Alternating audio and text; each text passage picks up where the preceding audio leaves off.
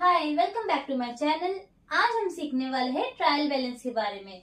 Trial balance सीखने से पहले एक बार रिकैप कर लेते हैं कि हमने क्या क्या सीखा। सबसे पहला हमने सीखा था प्रोसेस ऑफ अकाउंटिंग, जिसमें पहला स्टेप होता है ट्रांजेक्शन को आइडेंटिफाई करना। मतलब आप उस ट्रांजेक्शन को आइडेंटिफाई करोगे कि वो बिजनेस ट्रांजेक्शन है या नहीं है।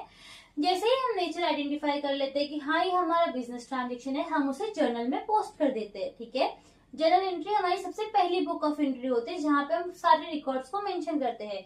जर्नल में मेंशन करने के बाद जो हमारा नेक्स्ट स्टेप होता है वो क्या होता है, लेजर अकाउंट, जो हमने पिछले वीडियो में सीखा था कि लेजर में पोस्टिंग कैसे करते हैं, लेजर का फॉर्मेट क्या होता है, XYZ।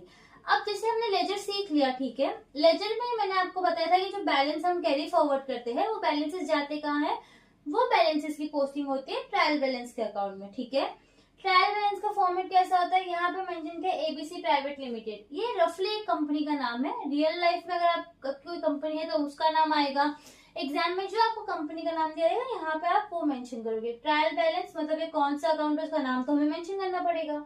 As on date mostly year ending होता है, जो हमारा financial year ending, not calendar year ending. लेकिन अगर आपको एग्जाम में जो भी डेट दिया रहेगा क्लोजिंग का आपके अकाउंट्स का, आप यहाँ पर वो मेंशन कर देंगे, जहां तक का आपसे ट्रायल बैलेंस एग्जाम में पूछा जाएगा। ठीक है, ट्रायल बैलेंस का फॉर्मेट कैसा है, particular, ledger folio, debit amount, credit amount. अब यहाँ पे लेजर फोलियो क्यों है, क्योंकि हम लेजर की जो बैलेंसेस होते हैं कैरी फॉरवर्ड वो यहाँ पे मेंशन करते हैं। ठीक है, इसलिए यहाँ पे लेजर फोलियो दिया गया है। पर्टिकुलर्स का मतलब उस पर्टिकुलर लेजर का जो नाम होता है हम यहाँ पर मेंशन करेंगे। कौन से लेजर फोलियो मतलब उसका पेज नंबर क्या है वो मेंशन करेंगे। अगर वो डेबिट बैलेंस आएगा तो डेबिट साइड में, अगर वो क्रेडिट बैलेंस आएगा तो क्रेडिट साइड में मेंशन करेंगे। ठीक है, शॉर्ट एंड सिंपल। पर ट्रायल बैलेंस बनाते क्यों, फॉर्मेट हमने समझ लिया, बैलेंसेस कहाँ से आते हैं वो हमने समझ लिया।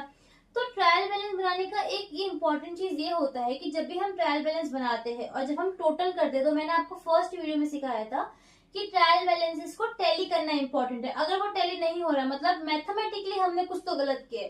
देखो, अकाउंटिंग बेसिस पे नहीं बोल सकते, हो सकता है आपने अमाउंट दोनों जगह सही लिख दी पर एंट्री गलत कर दी, तो अकाउंट बेसिस पे नहीं पर मैथमेटिकली डेबिट अगर 10,000 हुआ है तो क्रेडिट भी 10,000 होना चाहिए। हो सकता है आपने वहां पे 1000 लिख दिया, एक जीरो कम डाल दिया, तो वहां पे डिफरेंसेस शो करेंगे। तो इसी स्टेप पे हम चेक कर सकते हैं कि हमने जर्नल में या लेजर में कुछ गड़बड़ तो नहीं की, जिसकी वजह से हमारा ट्रायल बैलेंस टैली नहीं हो रहा है। जैसे हमारा ट्रायल बैलेंस टैली हो जाता है, फिर हम अपने फाइनेंशियल स्टेटमेंट की तरफ आगे बढ़ते हैं कि हाँ ओके, अब तक सब कुछ सही जा रहा है, मतलब हम फाइनेंशियल स्टेटमेंट, जो भी हमारा फाइनेंशियल स्टेटमेंट होता है, profit and loss and balance sheet, वो हम बना सकते हैं। लेकिन अगर यहाँ पे गड़बड़ है तो हमें क्रॉस चेक करने की जरूरत है कि हम कहाँ पे गलती कर रहे हैं। ठीक है, अब यहाँ पे कुछ चीजें ऐसी हो सकती है जैसे आपने कोई एंट्री रिकॉर्ड करना ही भूल गए। ठीक है, फॉर एग्जाम्पल जर्नल में